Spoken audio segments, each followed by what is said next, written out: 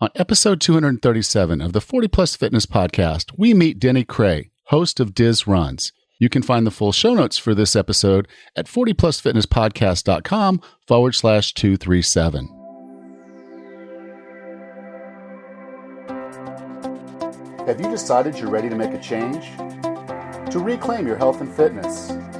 The 40 Plus Fitness Podcast is here for you. I'm your host, Alan Meisner. I'm an NSAM certified personal trainer with a specialization in corrective exercise and fitness nutrition.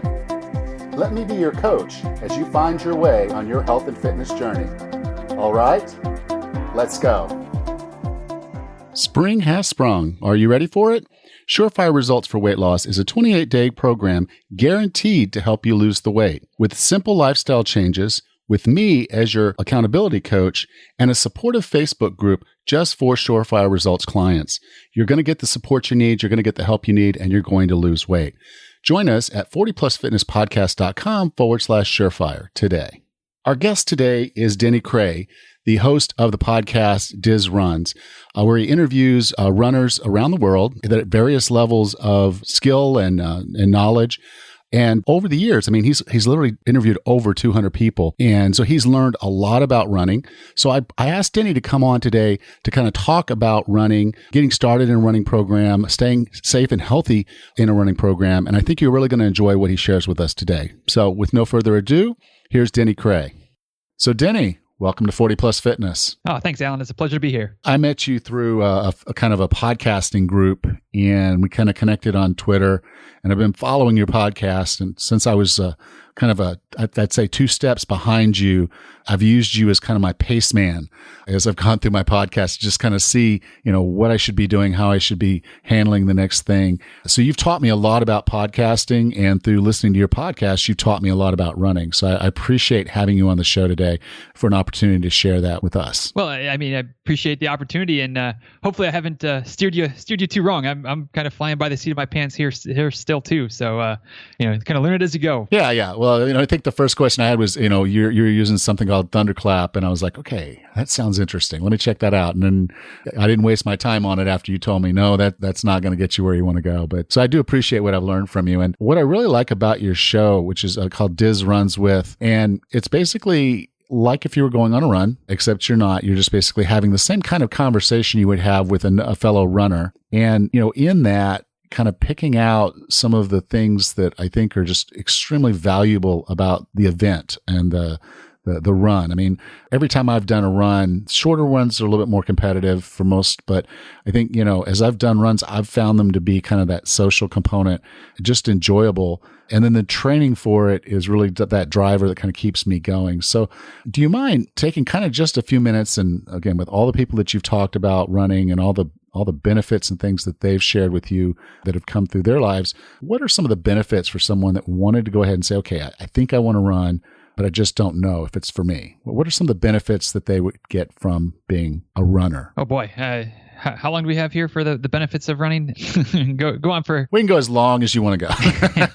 Go on for a couple of days on that. But obviously there's some health benefits. There's the, you can use it as a weight loss tool or weight management type of tool for, some type of exercise fitness to burn some calories. It's great for your heart. It's great for your lungs and your cardiovascular type of health. It's great for bone strength. I can't remember the exact details, but I remember reading about studies where they look at the bone density of like senior, like 70 and 80-year-olds that have been running for most of their lives, and just they look at the bone graft or the bone density scans, and it's like they look like they should be 20 or 30 years old, and they're 70 or 80. No signs of osteoporosis, things like that, just from the pounding. The things that we worry about, the pounding and the injuries that can cause, can actually have some legitimate benefits for your bones too. So there's all kinds of the health benefits, and like you mentioned about my show, I feel like there's a lot of social benefits too, especially in training. If you get in with a group, there's dozens of different groups, nationally and internationally, and in each of those big groups, so a lot of times they'll have small groups in towns and cities and areas that you can join up with, where not only are you getting the health benefits, the fitness benefits of going out and running, but you also can get some of those social dynamics, the ability to just to talk and have conversations. And sometimes the chats can be less than memorable, just pretty mundane stuff, what's going on in your life and things like that. And sometimes you can really, foster some deep friendships with the folks if you're having those same conversations over and over and over again for week on week on week on week.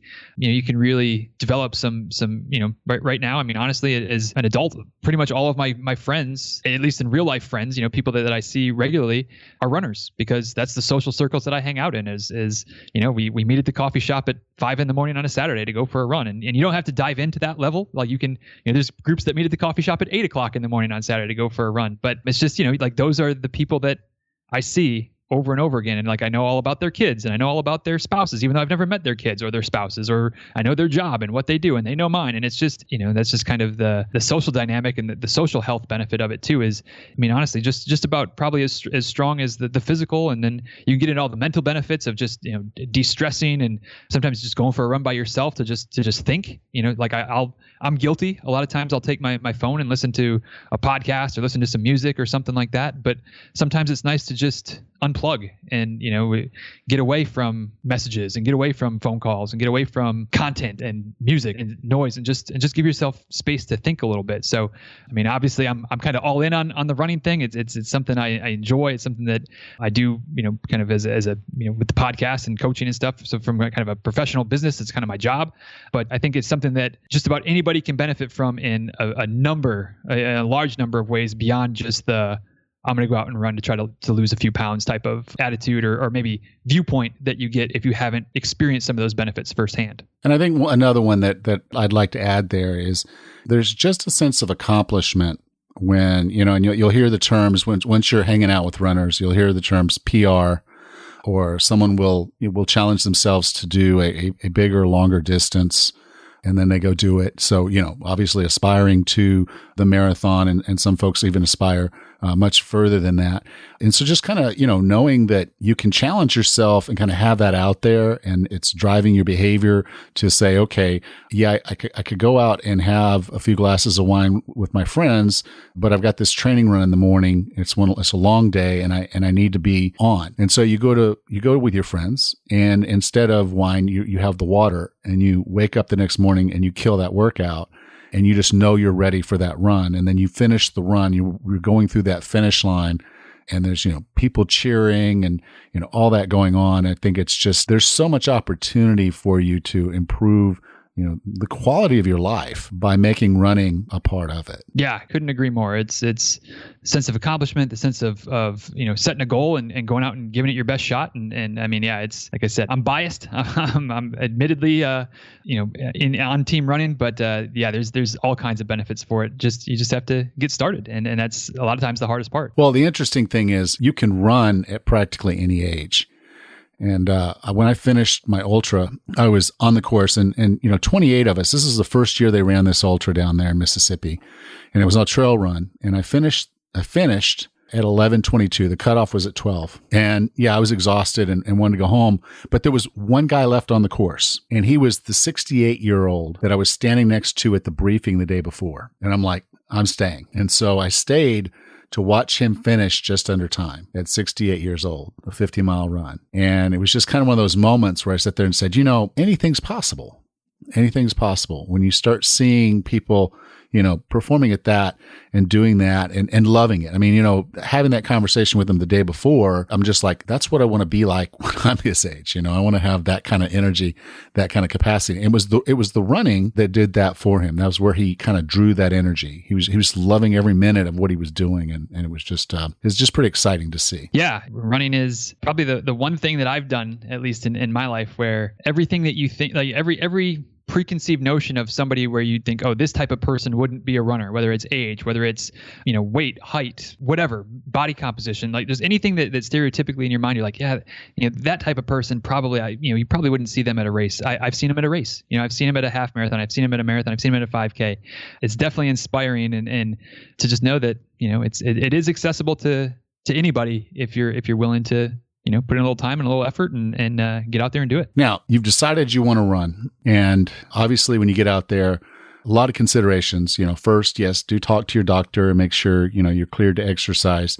But beyond that, this is not a big investment type deal. I mean, you for next to nothing can get started running. So if someone were going to get into it, what would kind of be your advice as far as, okay, to get started, these are like the, few things that I would do first? Yeah, I think the biggest thing, that the one thing that you should probably, if you're really gonna do it fairly regularly, be willing to spend a little bit of money on, is a good pair of shoes. Just be like, my background is as an athletic trainer, so I've been around sports injuries, been around running injuries. That's kind of my area of specialty, is dealing with and helping to expedite the recovery of running injuries.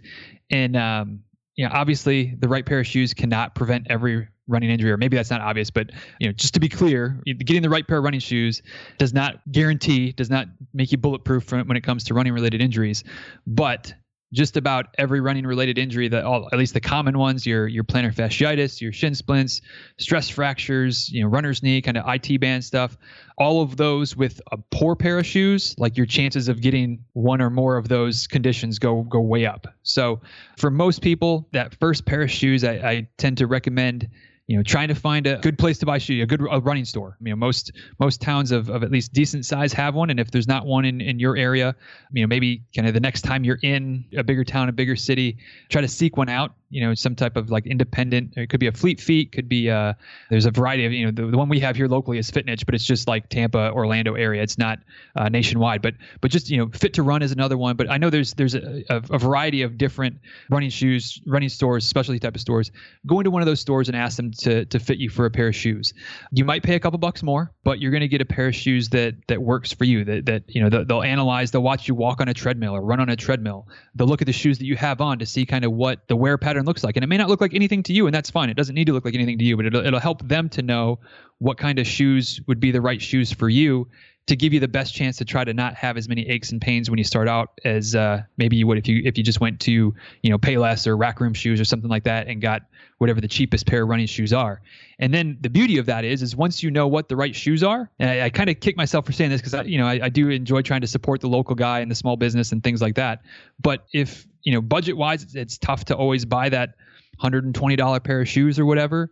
Once you know what kind of shoes you can get, then you can get online and get maybe the same pair of shoes, but last year's model that's half price, or, something that is basically the same pair of shoes, but it's on sale online that it's not on sale at the local shoe store. So you can still get a quality shoe and not pay quite as much money if that's a consideration. But, if you're going to get started, a good pair of shoes, and really that's probably about it. As you get into it more, running shorts are nice as opposed to like just regular basketball shorts. There's a little less rubbing and chafing on your legs sometimes, but you don't need that kind of stuff to get started. You don't need fuel belt or a fancy watch or any of the stuff that maybe myself and some of my fellow running nerds would say are more needs than wants at the beginning. Those are just luxury items, and you don't need any of those things. Just get yourself a decent pair of shoes, and really that's all you need. And I flew into Washington, D.C. running marathons, and I flew into Washington, D.C., and they lost my luggage. And the run, so I got there in time to go to the expo to do my packet pickup, and I'm like, I don't have anything to run in. And so I literally had to buy the running shorts, the shoes, the socks, all of that before that marathon.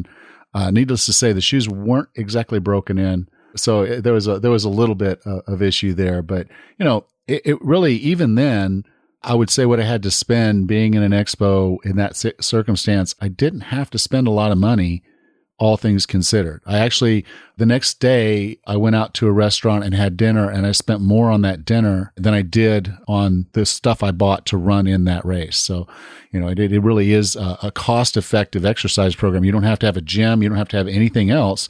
A good pair of shoes, the basic clothing to be comfortable and, be at the temperature, and then just safe areas to go do it. Yeah, I've heard dozens of stories where people say, I got started in running because I thought it was going to be the cheapest way to work out. And then, they get into it enough, it starts to get expensive. You start to sign up for races and travel and like I said, all the fancy gear. But you don't need all that stuff to start. Just start off basic. And if you like it and you want to stick with it, then you'll start going down the rabbit hole like the rest of us.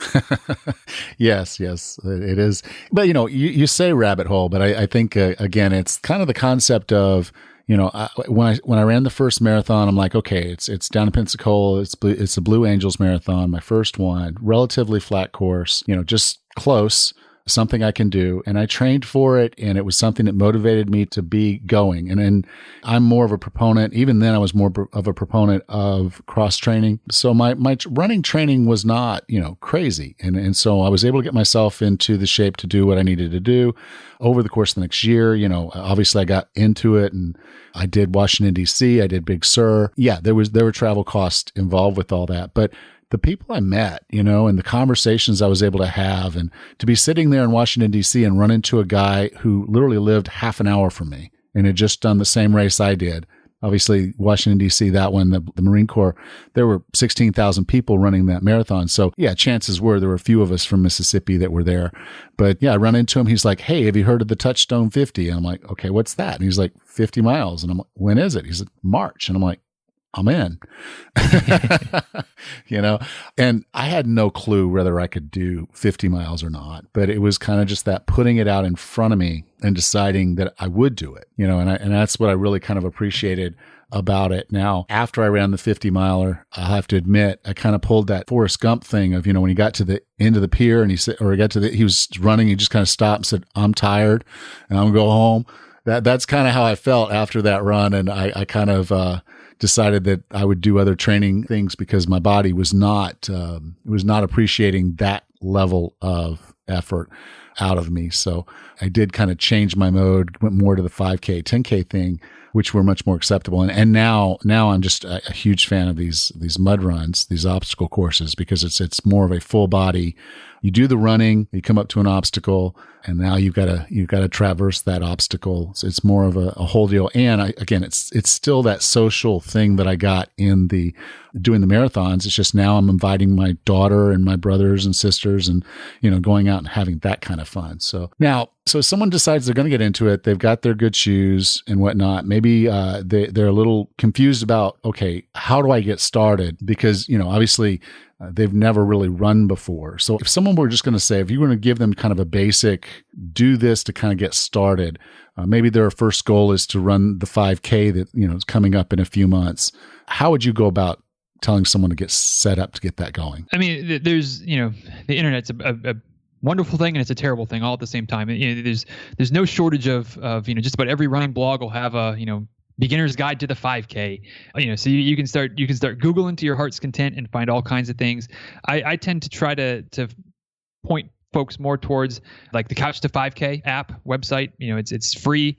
You download it, and they just kind of start you with a run and walk type of thing. So I can't remember exactly how it starts off, but it might be something like, you walk for 3 minutes and you got your phone with you and you're walking, and at 3 minutes it beeps and tells you to run, and you run for 30 seconds. And so you just jog as fast or as slow as that is for you. And in 30 seconds, it'll beep again and tell you to walk again for another, 3 minutes or whatever the ratios kind of work out to be at the beginning. And you do that for 20 minutes, 15 minutes, whatever it is. And the next day you go out and you do something similar again. And, there's rest days built in, there's, 2-3 days in a row, and then there's a day off. And it's just a really, really good first step for somebody who is really just dipping their toe into the running waters to begin with. Not a lot of pressure. Not a lot of, the only complaint I've heard from folks sometimes is that it almost progresses too slowly. So you feel like you want to do more. You want to be running more, even though the app is telling you to stop and walk. But it kind of, works on that theory of like, basically we don't want to overload it so that you're so sore and hurting tomorrow that you can't do the workout tomorrow. So we kind of keep things under control, keep things toned down, and just gradually progress. And I can't remember if I think it's either a month or 6 weeks, I think is what the duration of the program is. And the idea is that you, just like the name says, you literally go from sitting on the couch of not exercising to being able to complete your first 5K in the time of that program, which again, I think it's either 4 or 6 weeks. So that's a great place to start. And then the other thing that I always try to tell folks and remind folks is just, it's okay to walk. Like it's okay to you don't have to feel like, oh my gosh, there's no way I can go out and run 3 miles. Like you don't have to go run 3 miles. Like just because the race is a 5K doesn't mean you have to run the whole thing. Doesn't mean you have to run a whole mile. Doesn't mean you have to run at all. Like you can just start off walking, get that time on your feet, get that time of moving and kind of getting your muscles used to that motion of, one foot in front of the other for longer than what you're normally used to, for whatever your day-to-day life involves with walking around, and just even start there. But kind of like I said at the beginning, like the hardest part is just start. So that's the Couch to 5K program is something that I think is for most folks who maybe think like, gosh, I'm nowhere near capable of doing something like that. That'll get you there. That'll get you there. And it starts off nice and slow and easy for anybody on that end of the fitness scale that's like, gosh, I don't know if I can even do a block. You know, that'll start you with starting to get around the block, and then that'll progress up to being a 5K, and then you can go from there if you want to, or you can stay at that level. But that's a great place to start. Back when I was running, and it was my first wife, and she decided she wanted to run a 5K, and I'm like, okay. And so she's like, how do I train? And I'm like, well, let's go for a walk. And the first day we went for a walk, and walked for 45 minutes. She's like, okay, well, when am I going to start running? And I said, you will.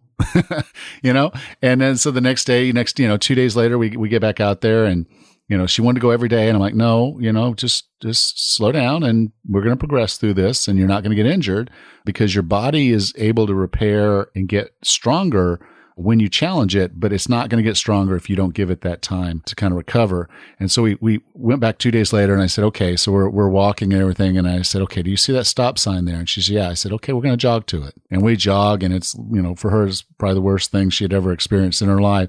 And then we walk the whole rest of it. And then she's like, and I'm like, okay, so the next time we're coming through, and I'm like, well, see that stop sign? She's like, yeah, we run to the stop sign. We walk a little bit longer. She kind of catches her breath. I said, okay, now see that street corner there? Okay, we're going to run to that. And literally that we did that over the course of, I think it was about 2 months. And she was fully capable at that point of doing a 5K. I knew she was. She had not run more than a mile without stopping, but she's like, I haven't been able to run more than a mile. How am I ready to run a 5K? And I said, you'll see the adrenaline kick in when this race starts. You're standing around there with hundreds and sometimes thousands of people just like you, some more fit and others less fit, and just a wide array of people. And when it starts, you're going to run, and you'll run further than you thought you could. You'll do better than you thought you could, and you'll get the bug. And she did. It's just pretty cool to turn her on to that at that point in our lives, because she was not someone who grew up as an athlete, not someone who had done any running. And so to get her to that point of wanting to do this, I just thought was, it's a pretty cool thing. And it's something anyone can do. So now we've got you ready. You went through your race prep, and it's the day of the race. What are some things that people should look out for without having any experience about the run? And what are some things that they can do to just make sure that they're comfortable with it? Great. That's a great topic. Great thing to discuss, because one thing that the running community in and of itself, I'm partial, but we're a pretty darn good group of people. I'd like to think that we're pretty open and pretty welcoming. But the one thing that can really kind of frustrate us once in a while is and it's not, it's rarely if ever done on purpose, but it's kind of committing some faux pas on race day. We don't mind if, running slower or whatever, helping somebody out, especially during a workout, or, you're meeting at a local place, coffee shop or whatever, to go for a group run. But on race day, some of us that are a little more competitive, we like to be able to go.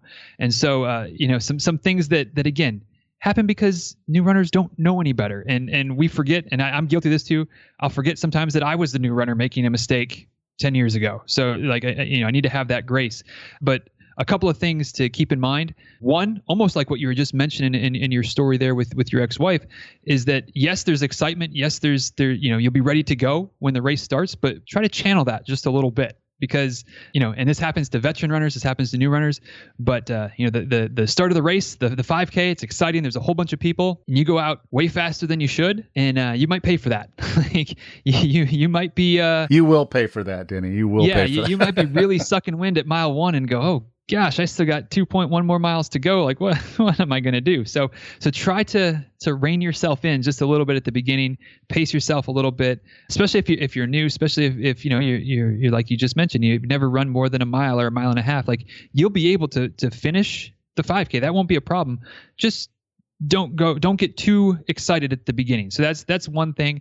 Another thing, and especially at any big race, or at least most big races these days, are all chip timed, which means that somewhere on your bib or on your shoe or something, you'll have a little chip or whatever, some type of thing that you'll go over a timing mat, and that's when it starts your time, which means that you don't have to like crowd the starting line if you're worried about your time, or you're like, this is my first race, like I want to be right up at the start.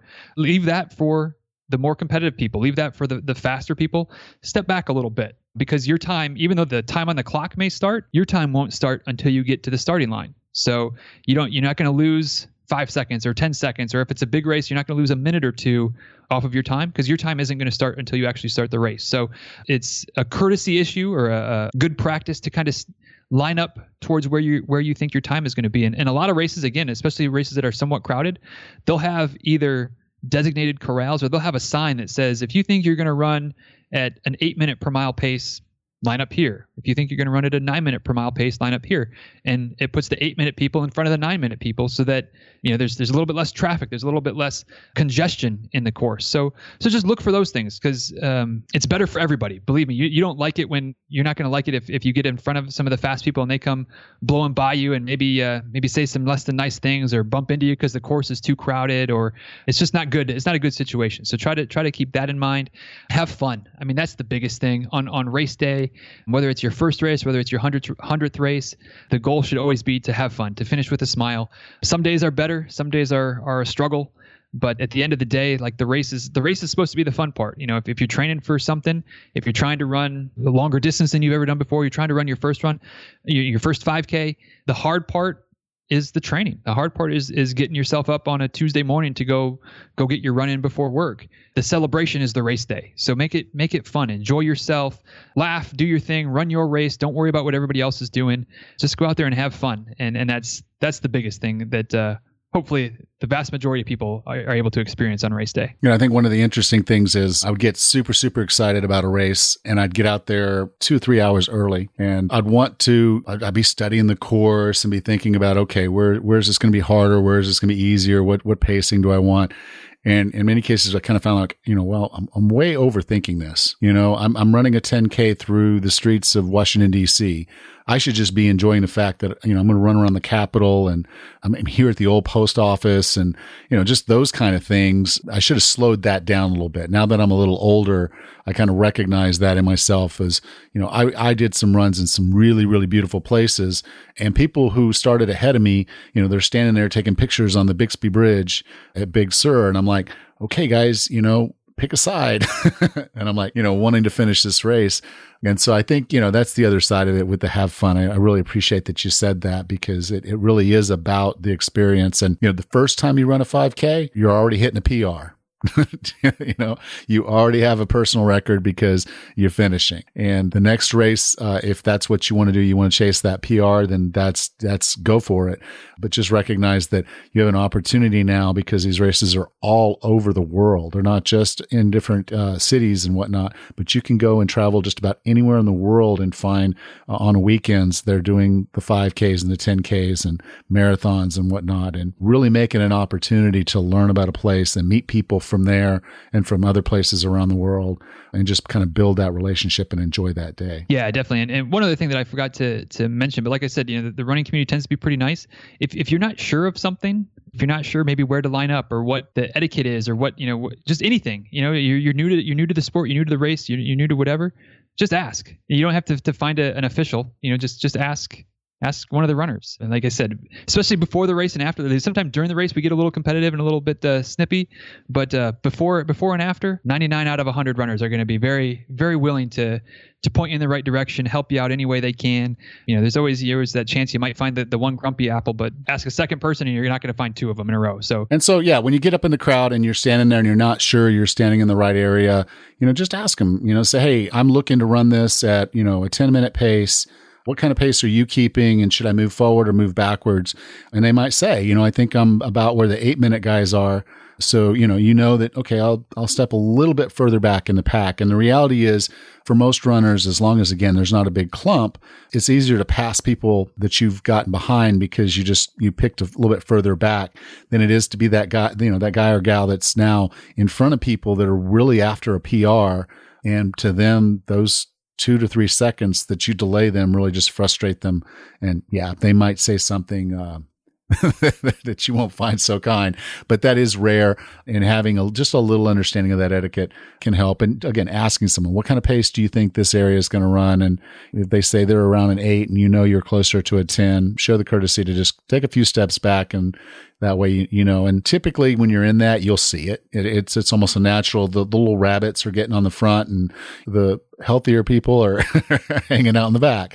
But at the same time, we're all running our race. We're not racing other people. We're racing ourselves. And, that's part of what's really a joy of all this is you might win medals. You might get to that point where you're that competitive person that's winning those medals. But for your first couple races, just enjoy it and get into it. Well, Denny, this has been a great conversation, and I appreciate all that you've shared with us today. If someone wanted to get in touch with you and learn more about what you're doing over at your podcast, where would you like for me to send them? Pretty much Diz Runs is everything. So dizruns.com is the website, and Diz Runs all over social media. Twitter, Instagram are probably my two favorites, but I'm on Facebook too. So just anywhere that's good for you to connect. And again, if I can help, I'm like I said, I think the running community tends to be pretty helpful, pretty friendly folks, and I like to feel like I exemplify that as well. So always open to emails or tweets or messages or whatever it is. If there's a question that you have that I can help with, I'm happy to do so. Well, I'm a big fan of what Denny's doing over there, so you should check him out. His nickname's Diz, if that's one you're wondering what Diz Runs means.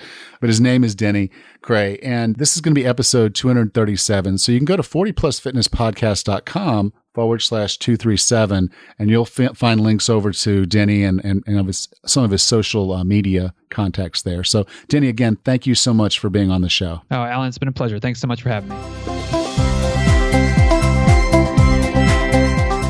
Okay, so if you know anyone that wants to get into running or anyone who's just started getting into running, I think this is an episode for them. So please do share it with them. Thank you. Next time on the 40 Plus Fitness Podcast, we meet Dr. and Mrs. Pitcairn and discuss their book, The Complete Guide to Natural Health for Dogs and Cats. Until then, have a happy and healthy day.